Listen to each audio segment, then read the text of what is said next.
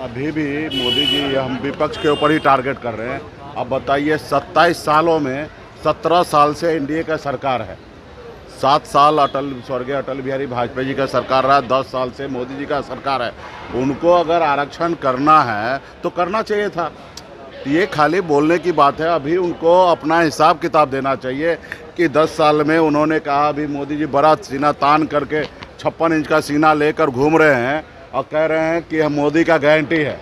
अब बताइए ये गारंटी किनका था? जो विदेश से काला धन लाएंगे और सबके खाता में पैसा देंगे, ये गारंटी किसका था? हर साल 2 करोड़ युवा को नौकरी देंगे, ये गारंटी किनका था? गरीब का पक्का मकान बना के देंगे, ये गारंटी किनका था? किसान को आय दुगुना करेंगे, ये गारंटी किनका था? तो ये अपने गारंटी जो इन्होंने वादा किया उस पर चर्चा नहीं कर रहे हैं। अभी भी विपक्ष को टार कर रहे हैं। हमने कहा ना 27 सालों में मैक्सिमम 17 साल आप सत्ता में हैं। आप देखना चाहिए, आपको करना चाहिए महिला का। हम लोग तो अधिकार के लिए लड़ाई लड़ रहे हैं ना। अभी बिहार में जाति आधारित गणना करा के और आरक्षण का दायरा बढ़ाया गया। ये काम आप भी कीजिए। हम कह रहे हैं ना, हम लोग जब सरकार में थे तो मुख्यमंत्री नीतीश कुमार जी के नेतृत्व में भारत सरकार में मोदी जी से जाके मिले थे और हम लोगों ने प्रस्ताव रखा कि पूरा देश में जाति आधारित गणना हो, ताकि पता चलेगा किनका कितना संख्या, उस हिसाब से उनका संख्या मिलना चाहिए।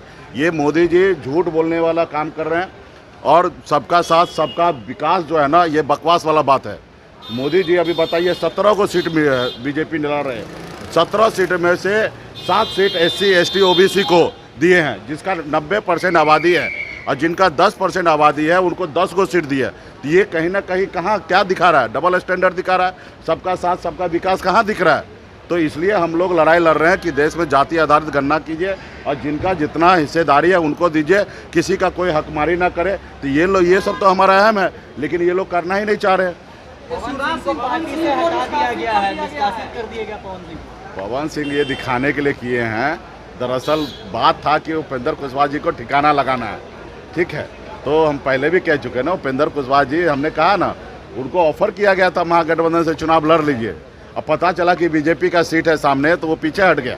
तो बीजेपी से कितना नज़दीकी है ये जग जाहिर है। और हाँ, गेम है। उपेंद्र कुशवाहा जी को ठिकाना लगा के कुशवाहा समाज का जो नेता है उनको ख़त्म करके, और वो चाहते हैं कि ये चुनाव ख़त्म होगा और चुनाव हार जाएंगे, उसके बाद बोलेंगे कि बीजेपी में सदस्यता ले लीजिए, बीजेपी में आ जाइए और फिर आपको कुछ बना देंगे, वरना आप उम्र भी हो चुका है तो आप घर पे रहिए। तो ये एक साजिश है। सिर्फ उनको ही नहीं, चिराग पासवान जी को भी ठिकाना लगा दिए हैं।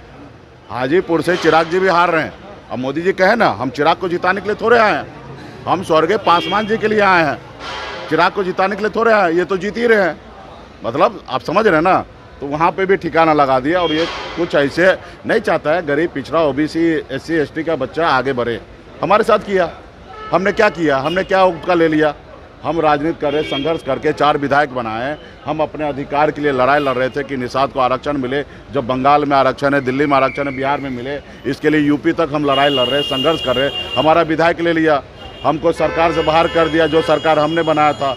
अभी हमने थोड़ा सा कड़क क्या बोल दिए, आईना दिखा दिए, सुरक्षा वापस ले लिया। तो ये नहीं चाहते हैं कि गरीब पिछड़ा समाज का बच्चा आगे बढ़े, ये ख़त्म करना चाहता है। हाँ, अभी क्या का डर है?